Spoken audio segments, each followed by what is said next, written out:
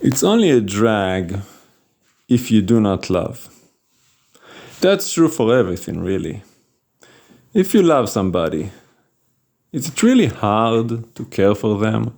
If you love your child and they have special needs, you love them. Do you really find it hard? Change their diapers? Oh man, I gotta keep changing your diapers every 2 hours. I'm sick of it. If you love your child, you don't think that way. What is your child? You love him like, oh, look at him. You got a messy poo-poo in your diaper. I gotta clean you up, right? You love your child. It's your baby. If you love your wife, well, she had an accident. She's in a wheelchair. She's paralyzed.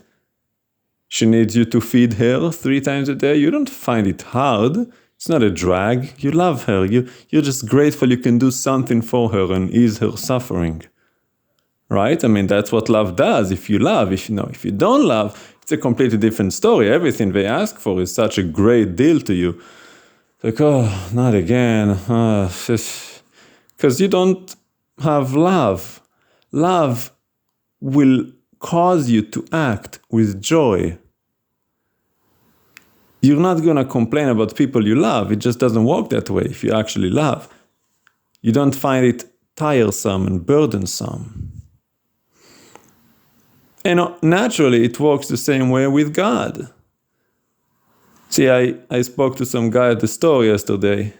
He was looking at some religious book there. And we talked about the Torah. And he's like, man, just the halakha, just so much. I said, no, it isn't. I said, there's a reason the greatest commandment is that you should love Adonai your God with all your heart, all your mind, all your being. Because if you truly love him, not just reciting it as most Jews do, they all recite it, but if you actually love, the rest is easy. Because you don't see it as burdensome, you see it as something you get to do for the one you love.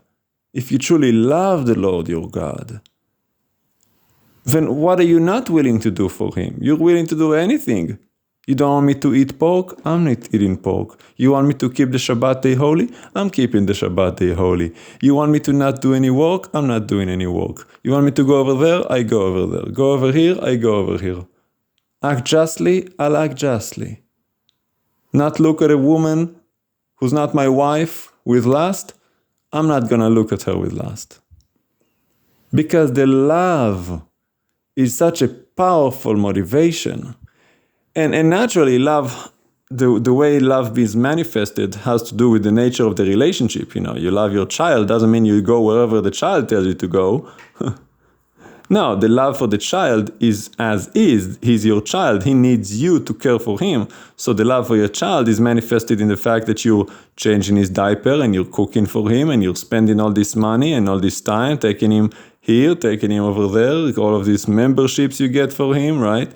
That's the love for the child. The love for the spouse is different. The love for the neighbor is different. And above all is the love for your maker, the creator. It is a love that is manifested in obedience, in reverence. Yeshua said, if you love me, keep my commandments.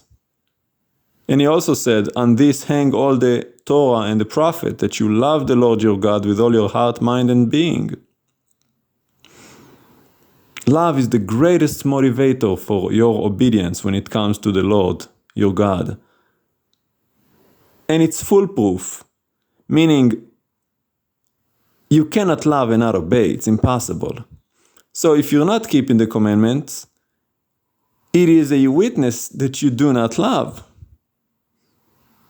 You can't say you love me and hate your brother, he said. You can't say you love me and keep violating Shabbat.